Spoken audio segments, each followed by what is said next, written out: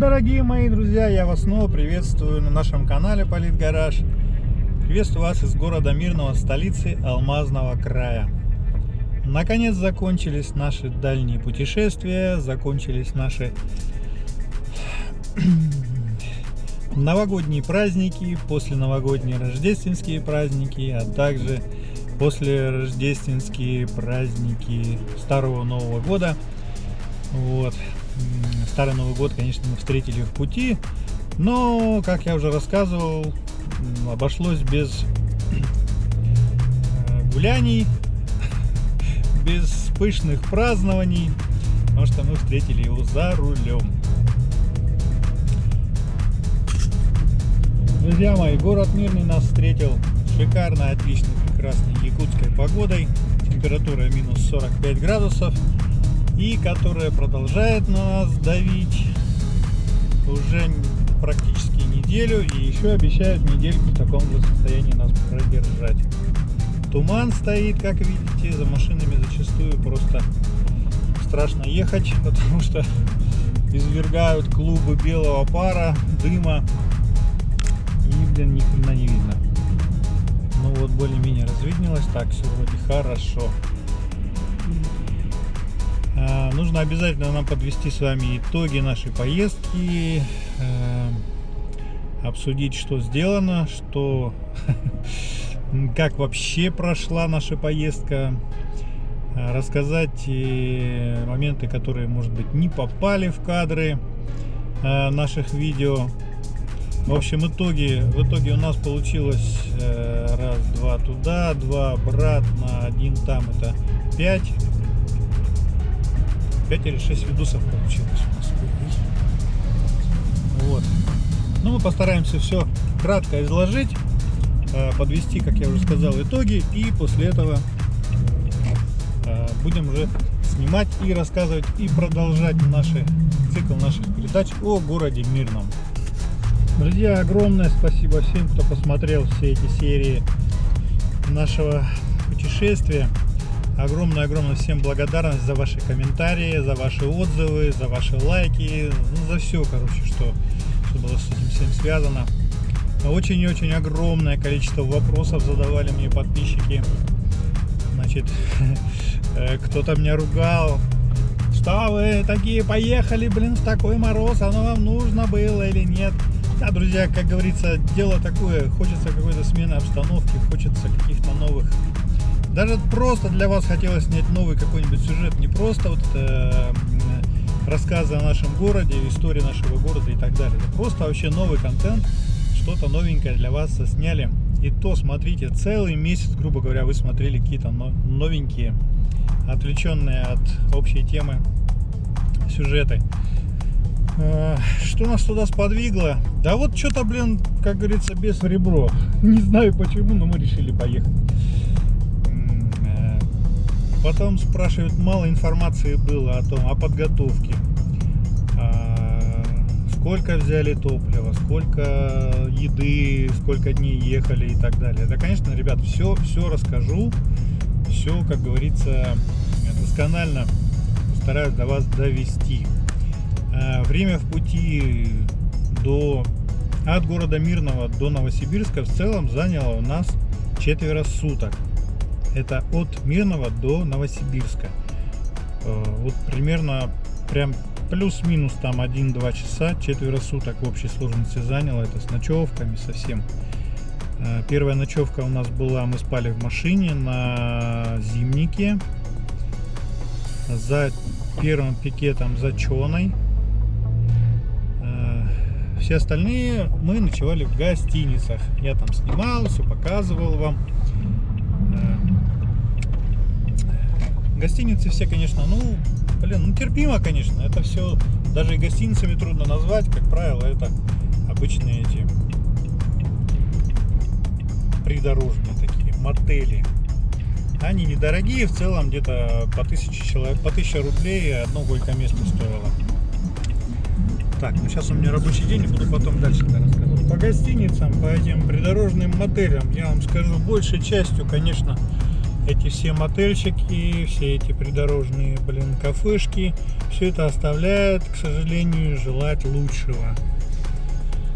Настолько все, если скажу вам честно, все так убого. Единственное, более-менее такое нормальное первое, что мы встретили, это была, конечно, гостиничный комплекс со столовой у Петра, так называемый. Это то ли перед Алзамаем, да, то ли после Алзамая есть такой остановочный пункт. Но там, ребята, скажу, все, кто путешествует, все там останавливаются. Особенно все дальнобои. Они, конечно, по желанию, конечно, и в гостиницах ночуют, там что там и душевые, и туалеты, все тепленько, все хорошо, все культурно, столовая вообще отличная, и кормежка в столовой очень-очень приличная. Самого, конечно, Петра уже нету в живых, он давно уже умер, вот, и сейчас там, не знаю, кто там последователи, но поддерживает в нормальном состоянии этот пункт.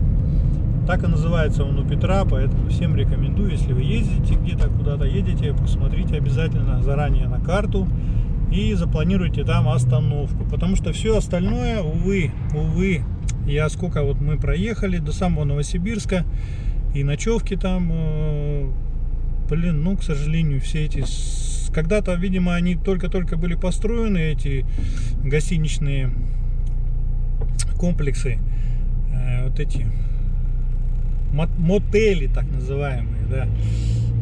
Но они постепенно приходят в негодность, особенно в морозы. Морозы они вообще не выдерживают. Некоторые просто пропускали, заходили, узнавали, как у них дела, чтобы остановиться на ночевку. Приходилось уезжать, потому что они говорят, морозы ударили, у нас все трубы перемерзли. Друзья, все построено, знаете, из картона, из бумаги, из утеплителя одного, и все. И он, дешманское, все дешманское, понимаете, шумоизоляции вообще никакой между комнатами, все слышно, что есть перегородки между комнатами, что нету их, такое все. И, как правило, все гостиницы вот такие вот, все вот эти мотели, они дешманские.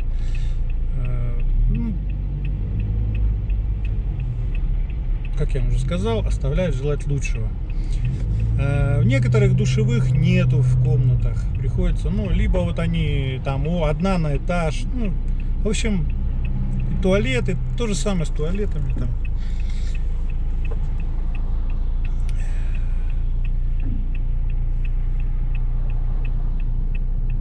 Все эти мотели, они находятся вдоль трассы. То есть, если ты хочешь более-менее культурно где-то отдохнуть, остановиться, тебе нужно тогда ехать не по объездной, как мы это делали, а нужно заезжать в город. И там вы, конечно, уже можете в любой город крупный, да и не крупный. Там внутри, конечно, в центре есть всегда хорошие гостиницы. Естественно, там и другой уровень, другие цены. Вот. Но если вы путешествуете и вам дорого время, конечно, вы не будете заезжать в город, потому что там, как правило, в любом городе это пробки, это везде, там путаница, начинаешь там в навигаторе искать эту гостиницу и теряешь при этом довольно приличное количество времени. Вот. Мы старались как быстрее доехать до дому, и поэтому ехали везде по объездным. Единственное, где мы заехали, это мы в Кемерово заехали, мы проехали по городу. Но опять-таки только для того, чтобы посмотреть, что такое Кемерово и с чем его едят. Потому что я никогда в нем не был, я всегда тоже так путешествовал, ехал по объездной дороге. Так, не переходим, да? Алмазный край, телерадиокомпания. Я вас приветствую на нашем канале. Смотрим вас, смотрим на инстаграме, обязательно на вас подписаны. Так, а мы едем дальше. Значит, мы немножко тут, кто соскучился по нашему городу, друзья, показываю вам все. Вот мы едем по улице Советская, вот типография, вот сейчас напротив будет 66-я аптека, центральная городская аптека, магазин Север и перекресток Кривошапкина. Сегодня немножко у нас туманно, на улице 46, примерно 48 градусов. Люди закупоренные, замотанные, все в теплой одежде. А вы знаете, что кто у нас Якутяне это не те, кто у нас ходят раздетые, а только именно те, кто тепло одеваются, тех и зовут якутянами. А мы одеваемся очень и очень тепло.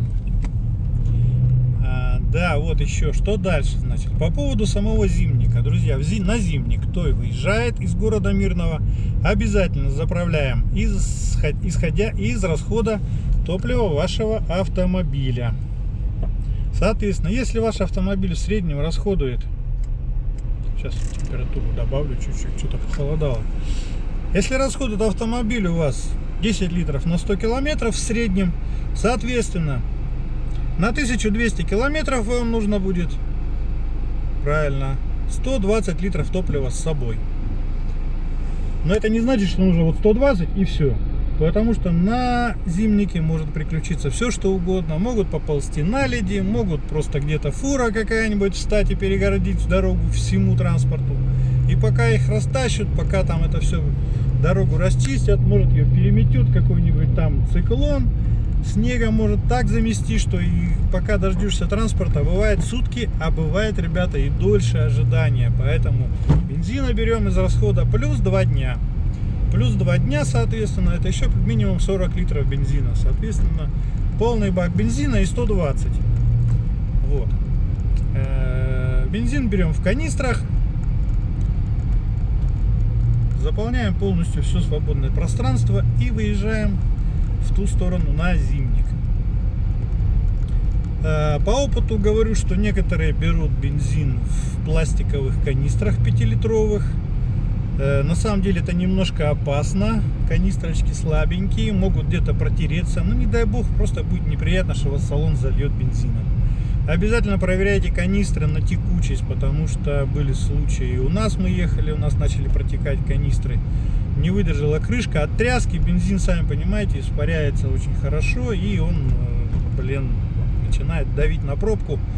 Пробки иногда не выдерживают. Поэтому берите качественные, хорошие канистры, испытывайте их в городе перед поездкой обязательно. Прям наливайте и трясите, по возможности. Самые, конечно, оптимальные это железные канистры. Они не всегда, конечно, практичны. Ну, так вот. 5-литровочки, вот эти пустые из-под воды. Заполняем с собой 4 штучки.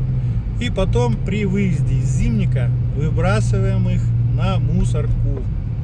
Обязательно в мусорке бросайте. Потому что многие бросают прямо на зимнике, заправились, выкинули их и все. Ребята, пустые. Че, вам трудно довести, до этого, до Усть-Кута? Я в Усть-Куте выбросил в мусорку, там есть мусорные баки специально для пластиковых пакетов, бутылок и так далее. Все выбросил, все нормально. А некоторые пишут, я оставил на зимнике, пригодятся дальнобоем. Да они нахрен не нужны дальнобоем, понимаете? Они их переехали большими колесами, которые валяются на дороге, их там дохрена я таких видел. Вот, у меня были 2 десятки из-под Тосола еще. Я их оставил на зимнике, но я аккуратно поставил их возле мусорочки. Там есть мусорка была на одном из пикетов. Они действительно могут 10-литровые, пластиковые, качественные, хорошие канистры. Я их оставил, они пригодятся и либо работникам этого пикета, либо еще кому-то. Смотрите, какое туманище. Камера, конечно, такого не передает. На самом деле, вот я вдали уже не вижу. Буквально 100 метров видимость. Сегодня при минус 48 градусах. Видимость всего 100 метров. Но, опять-таки, не такой сильный туман, как бывало. Что еще интересного было на зимнике? На зимнике, конечно, шикарнейшая природа, друзья. Природа, ай-яй-яй. Я просто был восхищен красотой, вот этих елок, сосен.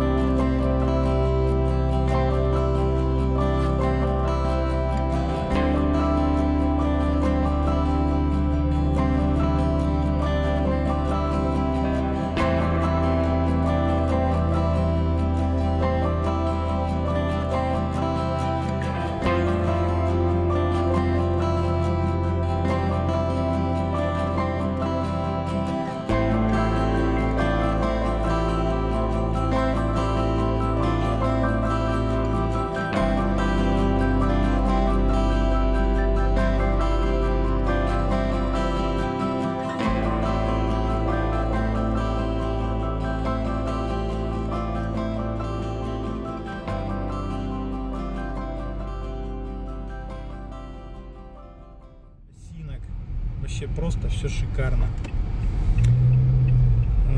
Также дорога сама, конечно, мы выехали 25-го, я насколько помню, на Новосибирск. Заехали, даже 25-го уже заехали на Зимник. Дорога была ужасная, конечно. Просто еще не успела прикрыться снегом. Она была такая качкарник, блин. Просто как ее прочистили, мы практически по земле, по слегка разровненной ехали, с замороженной. Ехали, блин, пока. Ну что, скорость 10-20, ну, максимум 30 км в час. И практически весь Зимник, пока мы уже не выскочили там вблизи последнего там этого месторождения с большим факелом. Вот там более-менее нормальная дорога уже пошла после Ужмана. Вот после Ужмана нормальная дорога пошла. Раньше ни хрена ничего не было.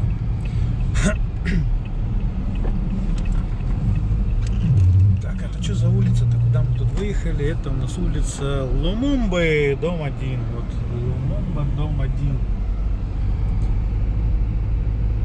Я вас, наверное, заболтал сегодня своими этими рассказами. Вот. Ну, сейчас тут кое-какие дела сделаем, и я поеду и буду вам дальше рассказывать. Продолжу. Это мы сейчас едем по улице Фрунзе. Вот Фрунзе 8 мы сейчас проехали. И вот двигаемся вперед по этой улице. Здесь у нас так называемый, здесь, как он называется-то? Коттеджные вот эти все дела. Тут же находится у нас мечеть.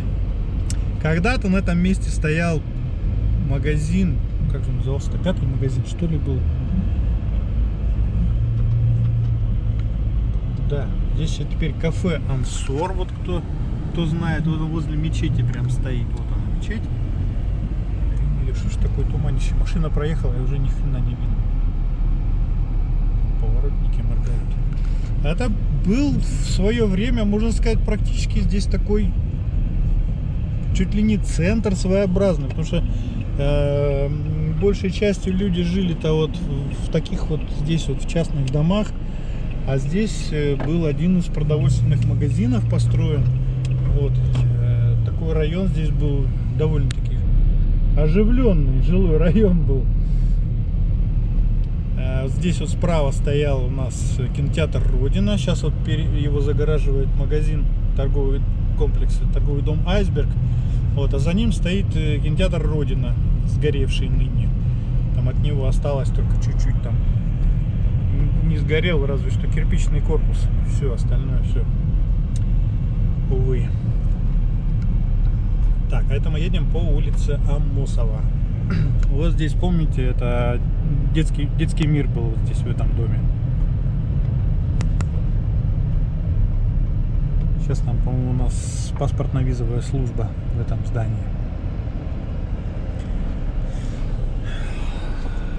Так, что там еще по Зимнику? Какие мне еще вопросы задавали, это надо вспоминать. Давай, вспоминай. Башка дырявая. Вы, если что, там какие-то вопросы у меня еще будут, пожалуйста, пишите в комментариях. Потом уже давайте сделаем так. Вот сейчас у нас сильные морозы стоят, и по заявкам я, наверное, не буду кататься пока временно. Стараюсь машину держать в тепле и лишний раз, знаете, выруливать просто вот. Подождем хотя бы до 35, отпустит нас, и опять начнем кататься. Вот бывший кафе «Юность», ныне Travelers кафе Travels, и бассейн «Кристалл». Далее магазин «Темп». Ну, смотрите, по Зимнику дальше, вот мы когда назад возвращались, была погода вообще шикарная. Нам так повезло, что мы проскочили Зимник, буквально вот температура была от 17 до 25 градусов. Ну, правда, было ветрено немножко, но, в общем-то, в машине это не ощущается. Вот. Снегом было очень хорошо прикрыт Зимник. Был очень хорошо прикрыт Зимник снегом. Его уже прямо там, мы видели, наверное, да, проезжали уже эти УДМ-ки, дорожные машины, чистили, расширяли Зимник. Ну и вообще по нему ехать было намного комфортнее, чем туда, по голой земле. Ямки, кочки более-менее уже сравнялись, и уже мы могли держать скорость порядка 40-50. И даже было там местами, прям я 80 притопил и сразу такой показываю: вот смотрите, 80 едем. Но это было недолго, это буквально там 3-5 километров мы проехали, и все. Ну и соответственно туда мы ехали ровно 2 суток, я вам уже сказал, да. Обратно у нас заняло 3,5 суток. Разница оказалась в 12 часов. Учитывая то, что туда мы ехали, мы спали всего 3 часа на первом пикете. 3 часа поспали, и рано утром уже мы дернули дальше. Назад мы умудрились поспать на зимнике порядка 5 часов. 5, может, некоторые даже чуть-чуть харю промочили. И часиков 6. Потому что проснулись, быстренько забежали в кафеху. А ночевали мы прямо на пикете возле кафе. Обычно все так делают. Лучше не ночуйте никогда в карманах, особенно если вы один на машине едете. Или на одной машине. Поэтому поддержка должна быть всегда. Всегда ночуйте на пикетах. Возле столовки это очень удобно, потому что вы утречком проснулись, зашли, позавтракали. Там всегда очень вкусно кормят, всегда на пикетах лучше, чем в каких-либо столовках, которых мы встречали возле мотелей. Всегда лучше. Так, а мы зарулили на рынок Юбилейный. На улице, видимо, очень холодно, продавцов тоже маловато, но рыбку торгуют. Ягодка есть, рыбка есть. Продавцы стоят. Немного, но есть. На Новый год, конечно, перед Новым годом было намного больше и продавцов, ну, соответственно, и покупателей. Я на рынок не пойду, мне там ничего не надо. Так вот для вас просто снимаю, видите. Ну, пустые эти торговые места. Вот. На пикетах всегда... Вообще на зимник лучше ехать, конечно, чтобы в сопровождении второй автомобиль был. Всегда договаривайтесь с кем-нибудь, чтобы ехать в паре. Даже если вы друг друга не будете там видеть вдали, во всяком случае будете друг друга догонять где-то на пикетах, кто-то вас будете. Говорите обязательно, что вы едете тоже. Обязательно сообщайте об этом дома, сообщайте всем друзьям, знакомым, что вы выехали на зимник.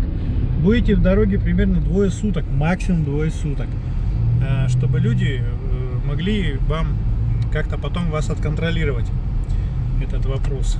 В 3 или в 4 местах на зимнике есть мобильная связь. Ну, в 3 точно. Есть на пикетах 150-м, 240-м. Вот на Ужмане тоже есть. И в одном месте есть в тайге, ни с того ни с сего вдруг. Вот точно не помню, в каком месте. Но вы увидите на телефоне, у вас сразу телефон просыпается и появляется мобильная связь, причем вместе с интернетом в лесу. Абсолютно никаких населенных пунктов рядом нет, но такое есть. Вот. Телефоны не выключайте, обычно они будут заряжены, стоят на зарядочке. Как только появится связь, они вам об этом сообщат, телефоны сами, что вот бац, и появилась мобильная сеть. Вот обязательно вот такие вопросы отслеживайте. Ну, я говорю, что обязательно оставляйте кому-то свои координаты и говорите, что вы поехали, особенно друзьям, родственникам. Потому что случаи бывают разные. Буквально перед нашим отъездом потерялись люди, но я так понял, все-таки их потом привезли. И эти машины мы на зимнике видели брошенные.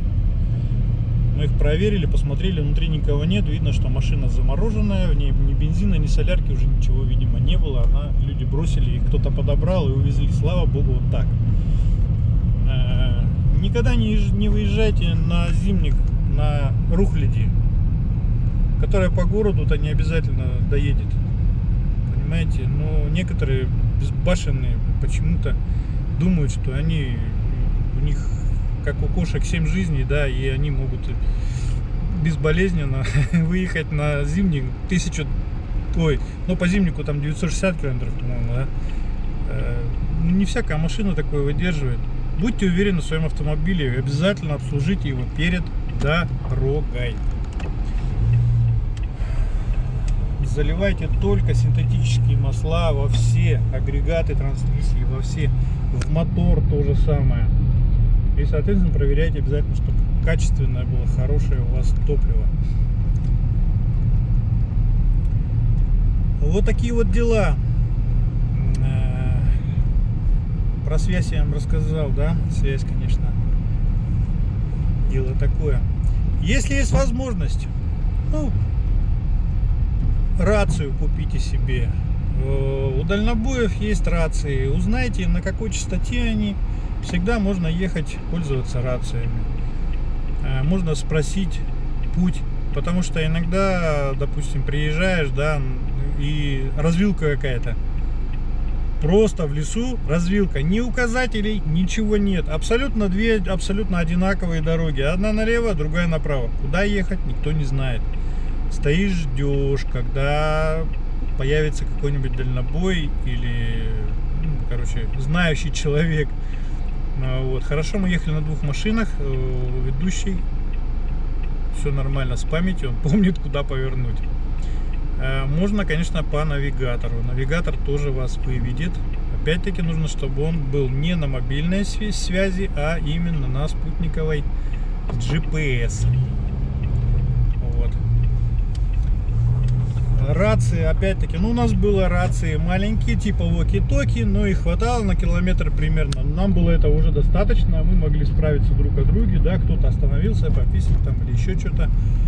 Попить чай просто от усталости, выйти, ткнуться мордой в снег. Второй уезжает, этого не знает, не видит. Обязательно раз сообщил, все, я остановка, 5 минут. Останавливаешься, вторая машина там где-то притормозила, тоже опять-таки свои нужды там справляет или еще что-то.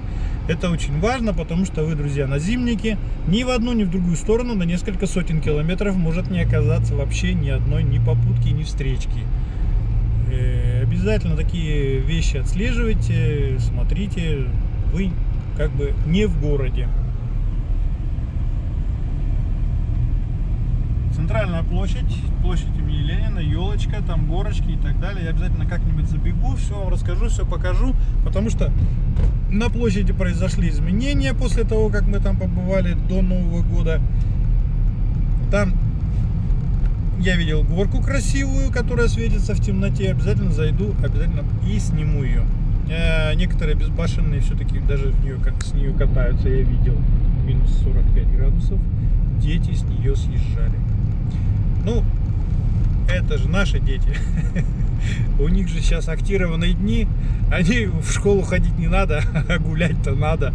Поэтому они гуляют и катаются с горки. Я сам такой же был, я помню. В школу сказали, все, не ходим, но мы собрались и пошли тогда на горку, на площадь кататься. Точно так же я на ногах съезжал с горы, и с этой вот, с ледяной горки, с этой на площади, и шмякнулся, нос разбил, я помню. Вот такие вот дела.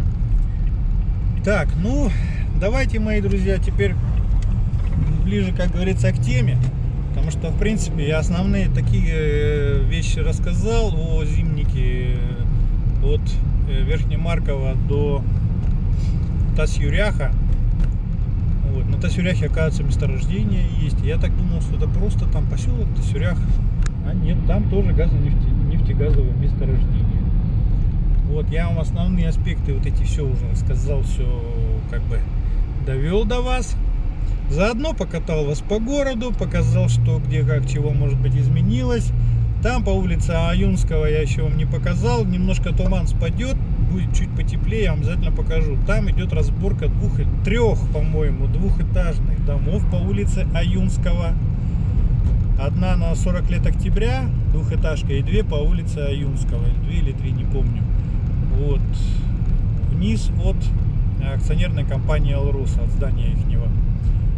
Обязательно покажу, потому что разборка идет прямо полным ходом, несмотря на мороз. Самое благоприятное время, видимо, для них, для разборщиков. А я на сегодня с вами прощаюсь. Обязательно не забудьте поделиться нашим видео с друзьями, знакомыми, родственниками. И будем оставаться на связи, будем снимать для вас новые видосы, будем рассказывать про город Мирный, про наши путешествия, про наши приключения. И пока-пока, как говорится.